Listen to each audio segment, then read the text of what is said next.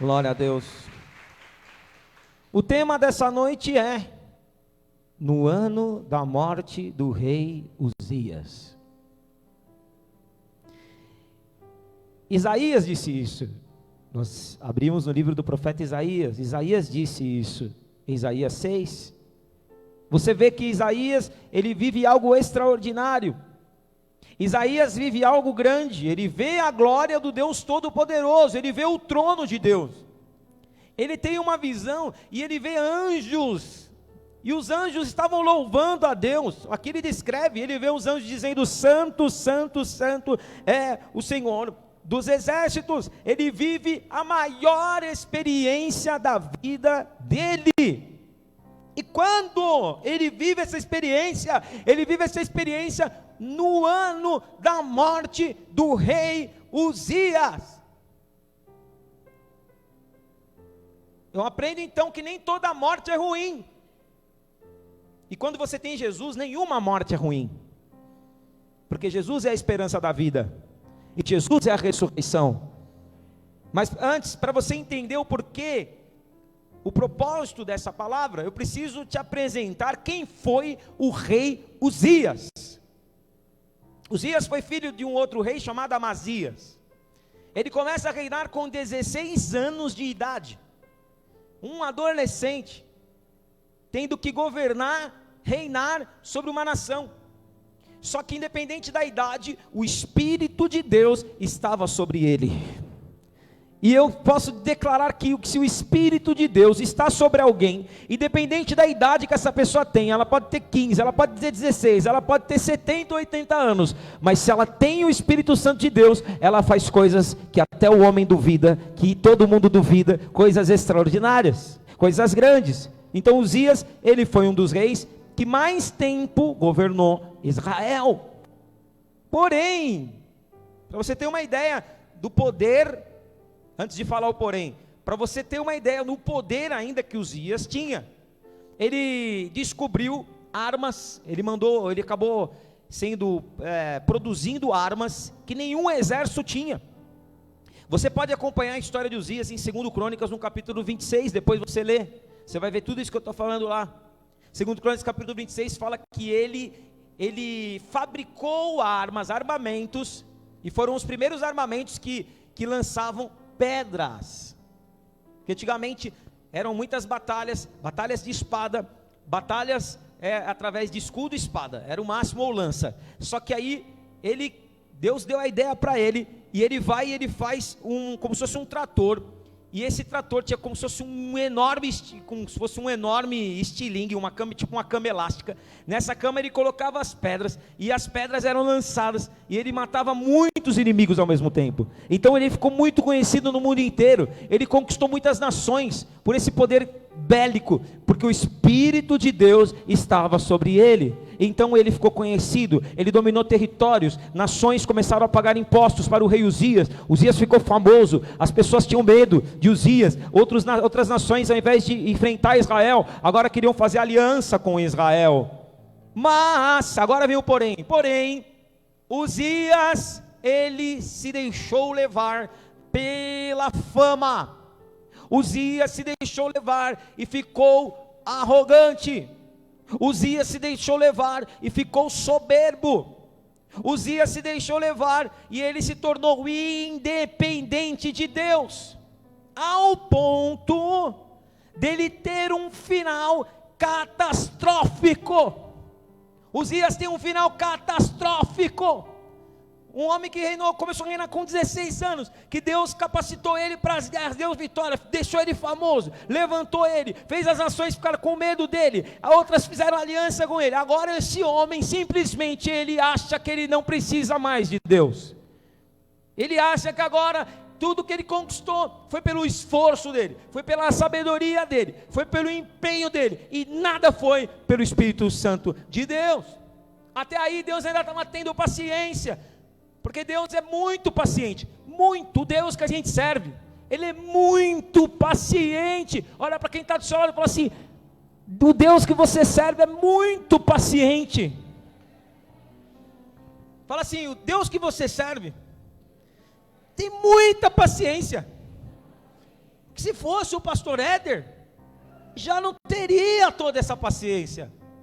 Mas Deus, Ele é misericordioso, a Bíblia fala.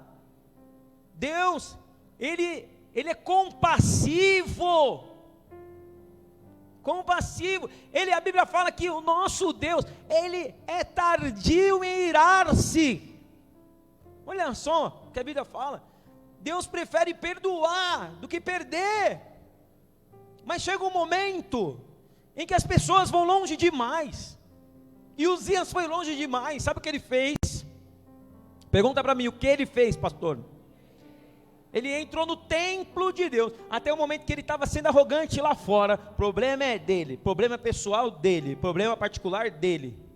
Mas o momento que ele põe o pé no templo, a Bíblia fala em Eclesiastes capítulo 8, guarda o teu pé quando entrares na casa do rei. Guarda o teu pé quando entrares na casa do rei. Não queira ter a mesma autoridade que o rei, porque você não é rei.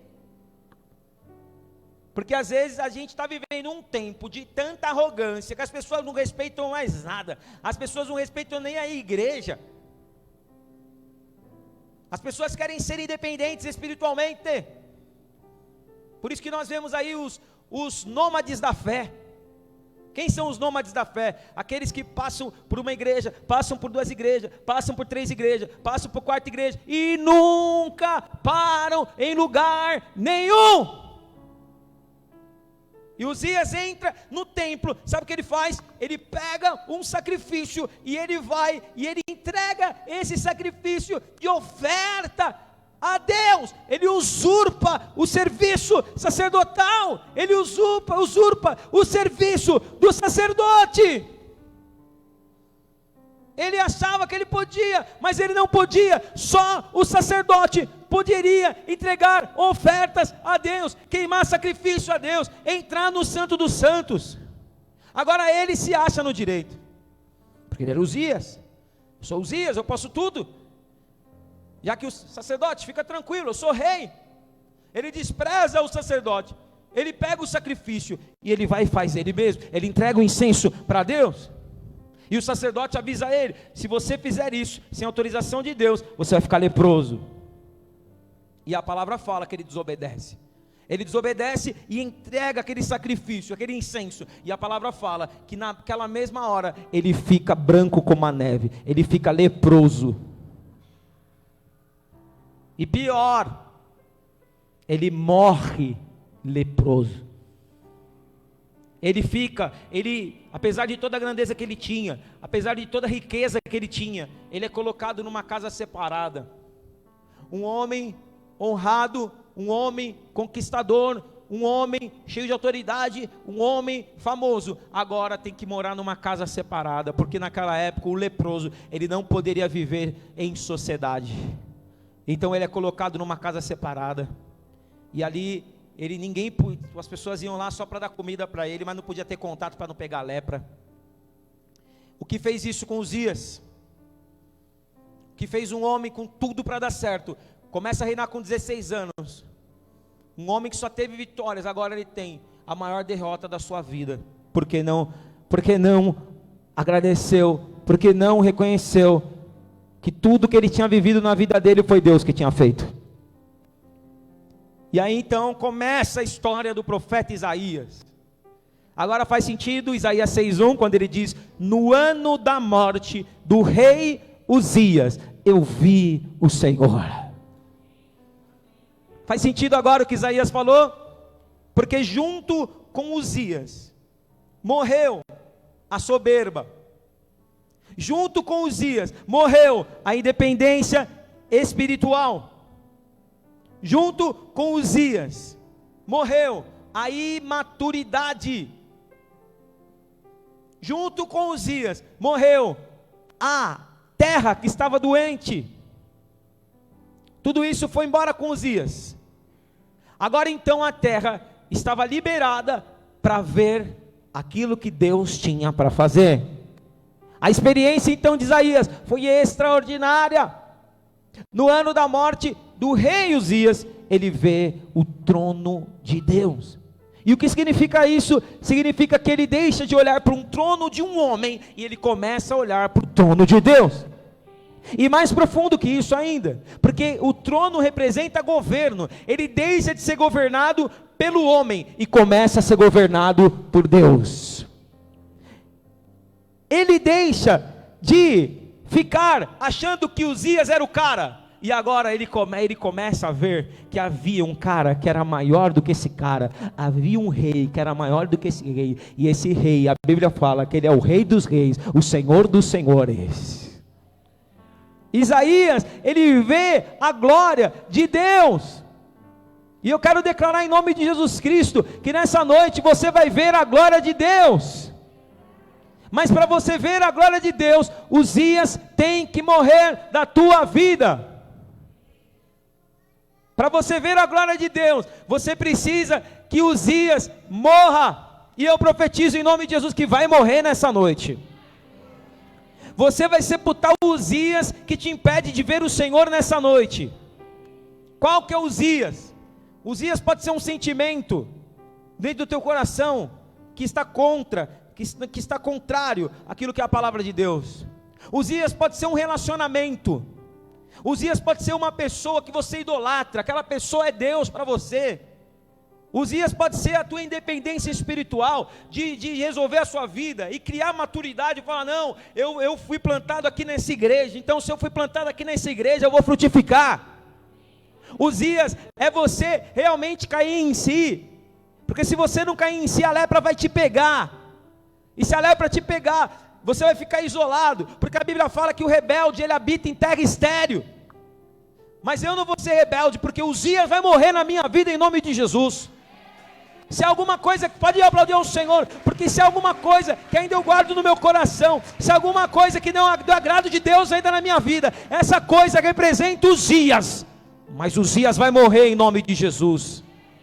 Ele vai ter que morrer, porque Isaías ele teve essa experiência e foi tão marcante. Os olhos de Isaías, eles se abriram numa proporção, porque ele tinha uma referência de reino, de muitas realizações, de muito poder, de um cara que arrebentou. Só que agora ele começa a ver um trono que estava acima desse trono, e esse trono representava um novo reinado que viria. E aí eu entendo por quê, porque a Bíblia tem sentido do começo ao final. A Bíblia se completa, todos os livros da Bíblia, apesar de serem, às vezes, não são contemporâneos, você vê que os apóstolos viveram numa época, 2.000, 3.000 anos depois que Abraão viveu, mas tem coisas que Abraão falou, que os apóstolos vieram e confirmaram, tem coisas que Abraão profetizou, que depois do Novo Testamento se confirmam. Aí você imagina, Isaías, ele se torna, quando ele vê o trono, agora então a gente entende, não é coincidência, o porquê Isaías se tornou o maior profeta messiânico.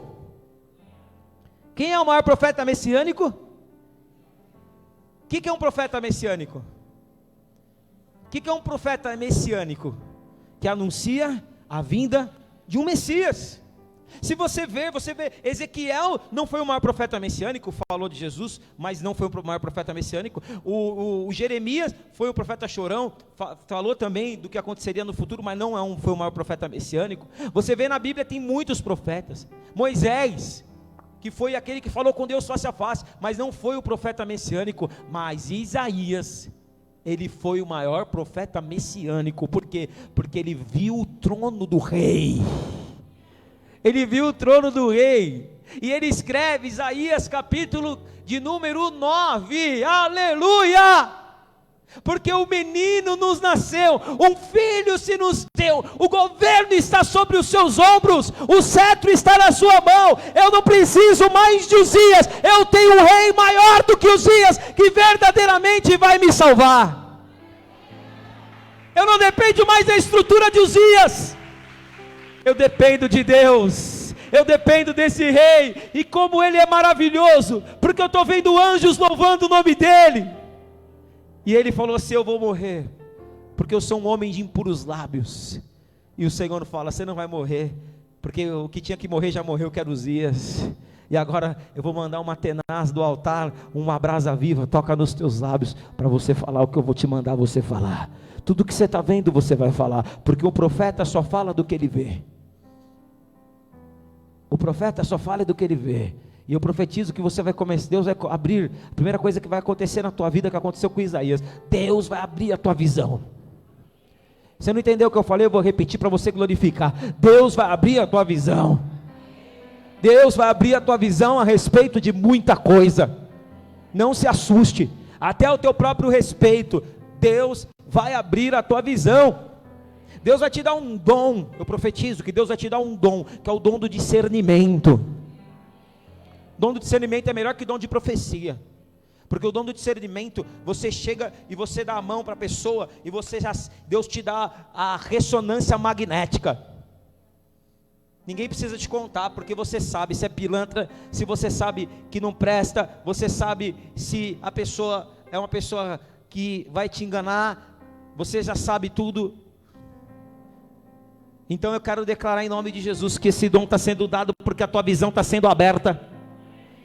Chega de ser enganado, chega de ficar sempre com os olhos fechados, olhando para aquilo que é a estrutura humana. Para de se enganar com a aparência, porque o mundo é muito aparente, o mundo oferece muitos prazeres, e as pessoas são cegas.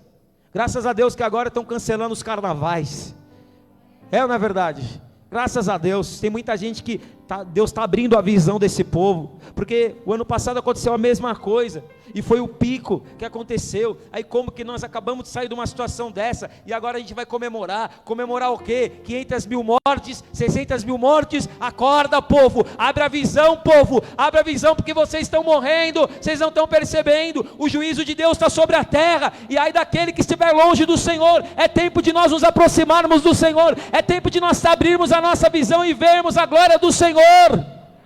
Deus é benigno, Deus é poderoso, Deus é maravilhoso, mas Ele deseja que nós nos aproximemos dEle a cada dia. Segunda coisa que Deus vai trazer para a tua vida é maturidade. Você vai amadurecer. Uzias, ele não foi maduro. Ah, pastor, agora eu estou maduro, estou madurão, mano. Você está tão maduro, está quase estragando. Tão maduro que está, né? Nós ainda não estamos maduros. Nós ainda somos, muitas vezes, crianças espirituais. Crianças espirituais. Não temos maturidade de homem e mulher espiritual. Por quê? Criança que tudo que vê quer. Não é verdade? Criança tudo que vê quer. É só ser colorido que ela quer. Eu sei porque agora eu estou passando por isso. Ser colorido quer, né? Se a imagem do Lucas Neto tiver colorida, ela quer, mas não vai.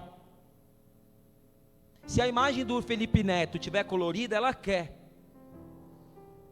Só que o arco-íris para mim é a aliança que Deus fez com o homem.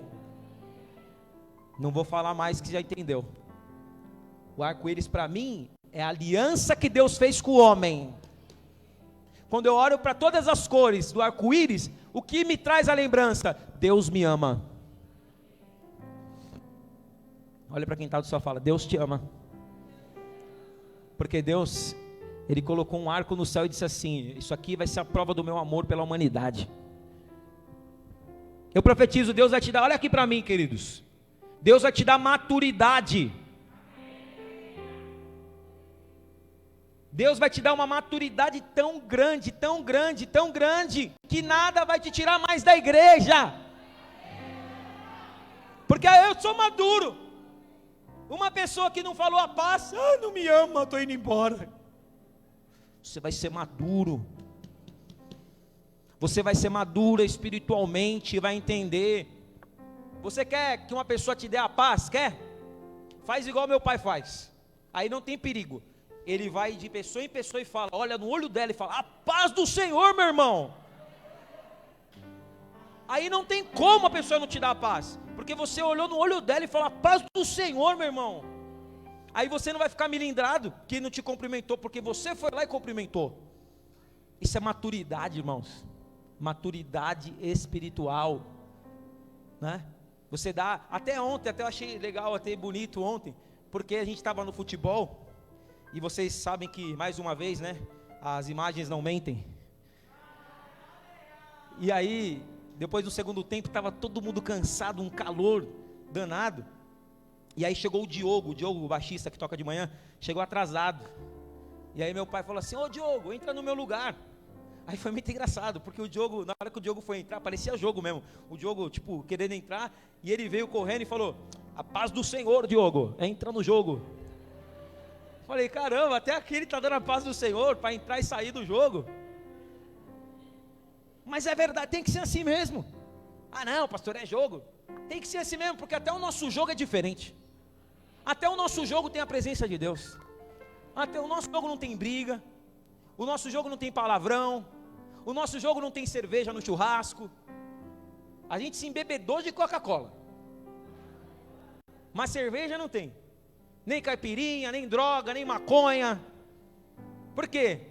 Porque foi para a liberdade que Cristo me libertou. Eu não preciso de nada disso para ser feliz. Eu já sou feliz porque a alegria do Senhor é a minha força. E achei bonito também meu primo que está aqui na frente aqui, falou assim: poxa vida, quem diria que eu estaria aqui hoje? O Dodô está aqui na minha frente, Douglas Carlos. E falou assim: nossa, eu estou muito feliz porque Deus me deu novos amigos. Foi ou não foi? Aí eu falei assim para ele: não, Deus não te deu novos amigos, Deus te deu uma família. Aleluia! Agora, irmão, às vezes é uma família busca-pé, mas é uma família. Às vezes dá treta, mas é uma família. Às vezes dá uma raiva de que você tem que falar umas verdades, aí você, Senhor, né? Não é mais guarda o teu pé, guarda a tua língua. Se a gente fosse falar tudo que a gente pensa, não é verdade? A família acabava hoje. Então maturidade é não falar tudo o que pensa. Porque o imaturo, ele sai falando, e a palavra dele parece uma metralhadora, mata um, mata outro, mata outro, mata outro. Se a sua sinceridade for matar alguém, ore por essa pessoa, para que Deus amadureça ela. Mas pastor, eu sou maduro, ela é imatura. Se você chegar e for agir na carne, você também vai ser imaturo igual a ela, vai descer no mesmo nível que ela está, vai morrer os dois espiritualmente. A Bíblia fala que como poderá um cego guiar outro cego? Ambos cairão na cova. Se você quer que uma pessoa tenha a mesma visão, se ela ainda não chegou no teu patamar espiritual, se ela comete erros básicos da fé, né? Você vai orar por essa pessoa, para que ela também venha conhecer, e ela venha amadurecer, e ela venha ter mais disciplina nas coisas do Senhor, nas coisas espirituais. Porque como que pode? Olha só, um exemplo de imaturidade espiritual, de imaturidade cristã. Como uma pessoa não toma santa ceia? Se diz cristã e não toma, falta na santa ceia. Isso é imaturidade espiritual. A pessoa não tem a consciência do que representa uma santa ceia. Porque sem santa ceia a gente não tem vida espiritual. Não foi eu que falei, foi Jesus que falou. Sem o corpo dele, o sangue dele, você não vive espiritualmente. Como que você desafia uma palavra dessa? Você vai morrer espiritualmente. Por isso que Paulo falou: há muitos entre vós que fracos e outros que estão dormindo, ou seja, outros que dormem. Mas esse dormir é a palavra dormir, o significado de estar morto espiritualmente. Por quê? Porque não se reveste com o corpo e com o sangue do Senhor. Então não tem como. A pessoa fala: não, eu já tenho anos de caminhada, aí falta na Santa Ceia. Ah, pastor, mas poxa, eu já tinha um compromisso, eu vou trabalhar. Aí é outra coisa, irmãos. Mas simplesmente, porque, poxa, se eu tenho 4 finais de semana no mês, eu vou escolher a Santa Ceia para ir viajar, a não ser que não dê. Se não dê, se é só aquela, tudo bem, né? Não vai morrer por causa disso. Mas por que você não se organiza e fala: não, a Santa Ceia eu não perco de maneira alguma? Tem que ser um projeto de vida para você cristão, porque senão você vai morrer espiritualmente. Jesus falou: aquele que não come do meu corpo, não bebe do meu sangue, não tem vida em si mesmo. Então o que Isaías ganhou com a morte do rei Uzias? Maturidade. Porque antes ele era um homem de impuros lábios, mas agora Atenas tocou nos lábios dele, ele se tornou o grande profeta Isaías. E eu quero declarar que hoje a tenaz vai tocar nos teus lábios, e Deus vai te transformar em uma outra pessoa, em nome de Jesus. Você vai ser uma outra pessoa, nem você vai se reconhecer, em nome de Jesus, da grande obra que Deus vai fazer na tua vida. O teu palavreado vai mudar, a tua mente vai mudar, em nome de Jesus. Vai acontecer uma metanoia. Sabe o que é metanoia? Mudança de mente. Os paradigmas que te impedem, os Uzias que te impedem de ver o Senhor, de viver o plano completo de Deus, de viver o plano perfeito do Senhor, esses Uzias vão morrer em nome de Jesus. Esses Uzias vão cair por terra. Aquilo que te impede de viver o plano que o Senhor tem na tua vida, de ver a glória de Deus, de receber um novo governo de uma vez por todas, vai cair por terra em nome de Jesus Cristo. Por quê? Porque no ano da morte do rei Uzias, eu vi o Senhor, e eu vi os anjos. E sabe o que eu aprendo com isso? Isaías recebeu algo que eu estou louco para receber. Eu não sei vocês, mas Isaías recebeu algo que eu estou louco para receber, que é plenitude espiritual. Eu estou louco para receber plenitude espiritual. Eu estou louco para ser pleno da presença do Espírito Santo de Deus. Uma coisa é você vir para a igreja por obrigação, outra coisa é você ver o trono do Senhor e falar: meu Deus, que experiência, que visão maravilhosa. Uma coisa é você falar: eu sou evangélico, eu sou crente. Outra coisa é você falar: eu ouço a voz de Jesus, eu vejo a glória de Deus, Ele age na minha vida, eu tenho muitos testemunhos para contar, Deus tem agido. Eu não conheço Deus de ouvir falar, mas eu conheço Deus de com Ele andar. Eu quero ter plenitude espiritual na minha vida. Sabe o que é plenitude espiritual? Pergunta assim para mim: o que é plenitude espiritual, pastor? Plenitude espiritual é quando os céus se encontram com a terra, e aí se torna uma coisa só. Oh, glória a Deus, é o que vai acontecer aqui nessa noite. Sabe o que é plenitude espiritual? É quando Jesus, já não é mais Jesus separado de você, mas é Jesus dentro de você. Aí você vive Gálatas capítulo 2 versículo 20, não sou mais eu quem vivo, mas Cristo vive em mim, e a vida que hoje vivo na carne, vivo pela fé no Filho de Deus. E Jesus agora está em mim na plenitude, e eu tenho os passos de Cristo, eu tenho a palavra de Cristo, eu tenho o olhar de Cristo, eu tenho o sentimento de Cristo. Filipenses capítulo 2 versículo 5, tendes em vós o mesmo sentimento que houve em Cristo Jesus, que mesmo sendo Deus, não usurpou, totalmente diferente de Uzias, mesmo que usurpou o serviço do sacerdote, mesmo sendo Deus, não usurpou do direito de ser como Deus, mas antes se esvaziou de si mesmo, tomou a forma de servo e foi para uma morte, que foi morte de cruz, pelo que também Deus o exaltou acima de todos, e porque ao nome de Jesus, todo joelho se dobrará, toda língua confessará, que Ele é o Senhor, aleluia! Todo joelho se dobrará, não há um nome que seja mais poderoso que o nome de Jesus, e é o Senhor Jesus que é o líder dessa igreja. Essa igreja não é governada pelo Antônio, pelo Uzias, essa igreja não é governada pelo Pedro, pelo João, mas essa igreja é governada pelo Rei dos Reis e Senhor dos Senhores, e o nome dele é Jesus Cristo. Essa porta é porta de salvação, essa porta aqui é o portal da salvação. Essa porta aqui não é um portal da religião. Essa porta aqui não é a porta de mais uma igreja, porque igreja tem um monte, até aqui na frente tem, maior que a nossa. Mas aqui nós vamos ter o sentimento verdadeiro. E aí quando Isaías vê tudo isso, qual que é o fim? Pergunta assim para mim: qual que é o fim, pastor? Toda história tem um começo, um meio e um fim. Fica a dica para quem quer pregar uma palavra. Quer pregar a palavra sem fim? Quer pregar a palavra sem começo? Quer pregar a palavra sem meio? Toda palavra tem começo, meio e fim. Toda história tem começo, meio e fim. Agora pergunta de novo: qual é o fim, pastor? Isaías, ele anuncia o Messias mais que todo mundo. Isaías capítulo de número 53. O castigo que nos traz a paz estava sobre ele, pelas suas pisaduras nós somos sarados. Ele foi levado como ovelha muda ao matadouro, nós não fizemos caso dele. Ele foi o homem mais desprezado dos homens e humilhado. Da boca dele não saiu palavra alguma, mas nele nós temos a paz e a salvação eterna. Isaías capítulo 53. Isaías capítulo 43, versículo 18. Não considereis as coisas antigas, nem cogiteis das coisas passadas, porque já está saindo à luz a tua vitória, não percebeis? Isaías começou, Isaías 41, quando ele estava pensando em cair, Isaías 41, eu sou o Senhor teu Deus, que te tomo pela tua mão direita e te digo, eu te ajudo.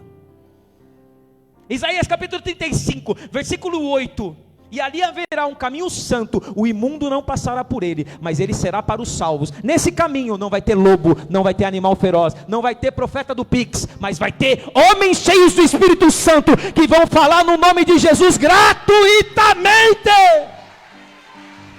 Aramanamachu e cantarabás. Vai ter pessoas que vão no asilo para cuidar dos idosos esse ano gratuitamente. Vai ter pessoas que vão para o encontro com Deus para trabalhar e ainda vão pagar, só para abençoar e mostrar e transbordar o amor de Deus. Oh, que presença maravilhosa! Não haverá lobo nesse caminho, e eu profetizo, Deus vai tirar os lobos do teu caminho. Deus, aqui, graças a Deus, aqui na igreja não tem nenhum lobo. Tem uns meio desajeitados, meio perturbados, mas lobo não tem. Perturbação a gente expulsa, mas quando é lobo, lobo não tem jeito. E tem lobo que muitas vezes está na pele de ovelha. Só que esses aqui não estão aqui, graças a Deus. Porque o Senhor tem nos dado graça. E aqui tem, eu fico tão feliz, porque quem entra aqui, impressionante. Parece que o coração é o mesmo que o nosso. Estava falando ontem com a Simone ali, falando, Simone, eu louvo a Deus, porque quando eu lembro das pessoas aqui da igreja, tem pessoas que me motivam muito a estar aqui. Tem outros que desanimam muito, mas tem pessoas que motivam muito a estar aqui. Estou brincando, todos me motivam muito a estar aqui, porque cada um aqui eu vi nascer na fé, cada um aqui eu vi, às vezes, passar por situações. Eu visitei, eu abençoei, eu orei, eu estive junto em algum determinado momento da vida da pessoa de dificuldade. Nós temos uma aliança, né? Nós temos algo em comum, que é a aliança de amor. Já orei com muitos de vocês, estou à disposição para qualquer pessoa aqui que precisar, quer mandar mensagem, a hora que for. De vez em quando eu demoro um pouco para responder, porque aí o outro irmão também mandou, dá para mandar 10 mensagens ao mesmo tempo, mas uma hora eu vou responder, porque, e é rápido, também não vou ficar demorando uma semana, que aí teu problema já acabou, e você pastor já resolveu. Mas glória a Deus, porque a gente faz a obra com amor. Então aí nós temos a unidade do amor. É isso que acontecia lá na igreja de Atos dos Apóstolos, capítulo 4. Era um só o coração, era um só o Espírito, e os apóstolos se moviam com abundante graça, e no meio deles não havia necessitado algum. E é essa unção que nós estamos. Mas pergunta assim para mim, mas e o fim, pastor?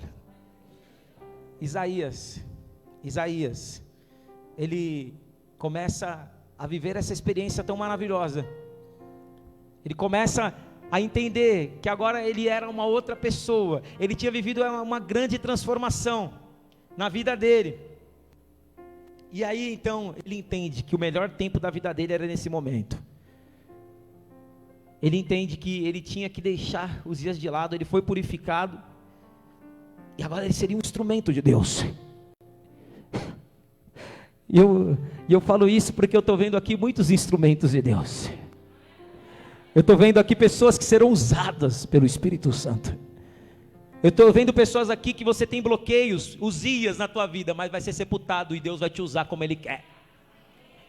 Vai ter plenitude de dons espirituais na tua vida.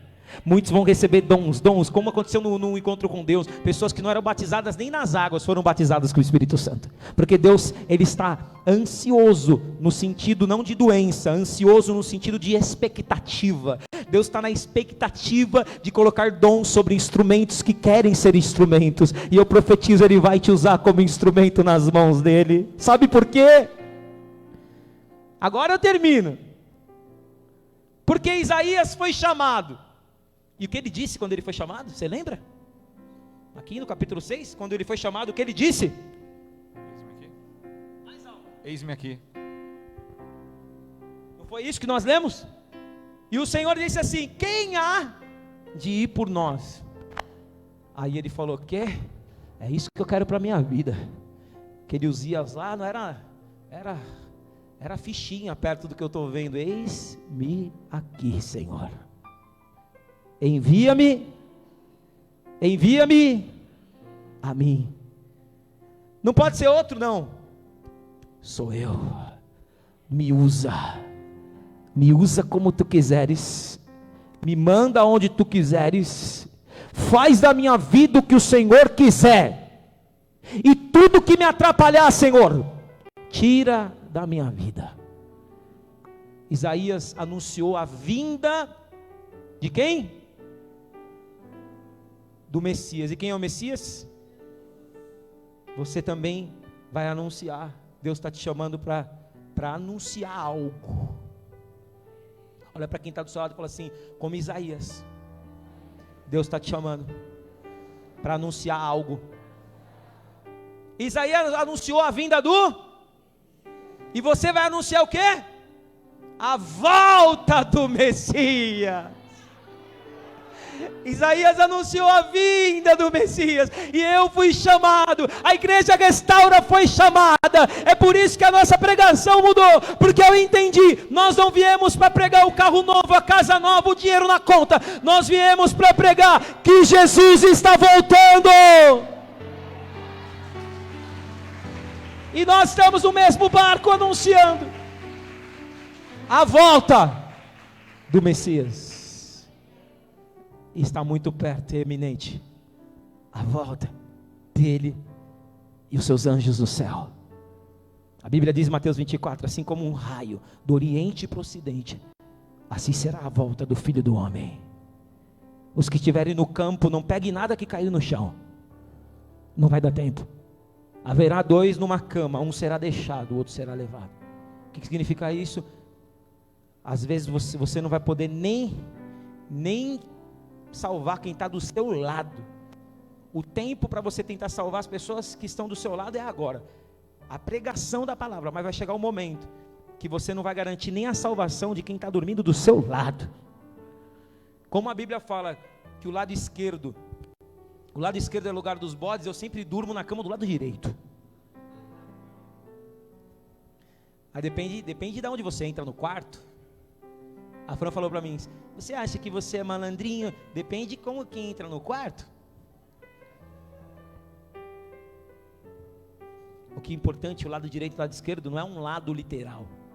O lado direito é aqueles que limparam o seu coração, tiraram todo o trono humano de Uzias e colocaram o trono para sentar o Rei dos Reis, o Senhor dos Senhores, Jesus Cristo. Entregaram a sua vida para Jesus, se batizaram nas águas, e agora estão velando com a lâmpada acesa, como a virgem prudente, esperando o seu noivo.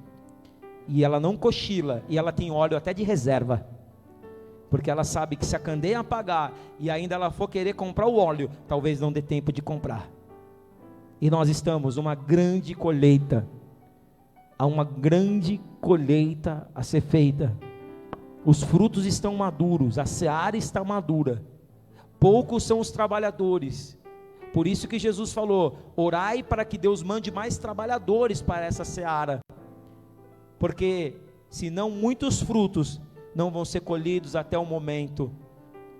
Só que o que entristece o nosso coração é que na hora que a gente está colhendo, que a trombeta tocar, que a 7ª trombeta tocar, tem frutos que vão cair no chão e não vai dar tempo de pegar, e a gente vai ter que ir com o que está na cesta.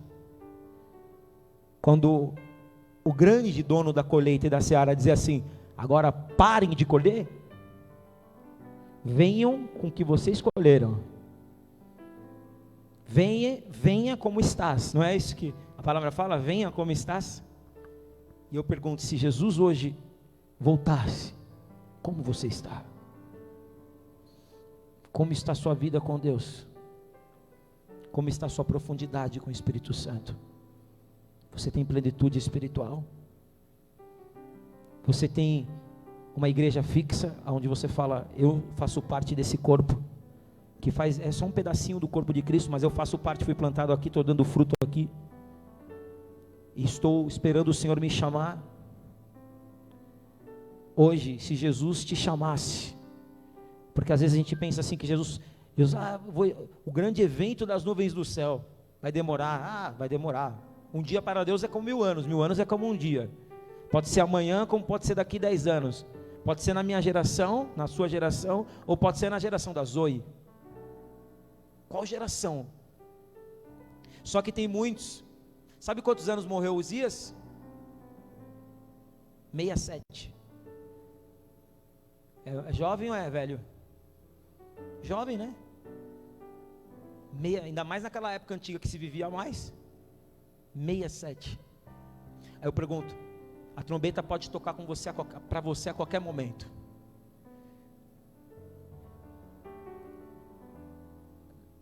O que você vai fazer da sua vida agora? Quais serão as suas decisões agora? As suas escolhas hoje vão te garantir lá, ou vão te tirar a condição, o privilégio de estar lá? Curva sua cabeça, feche seus olhos.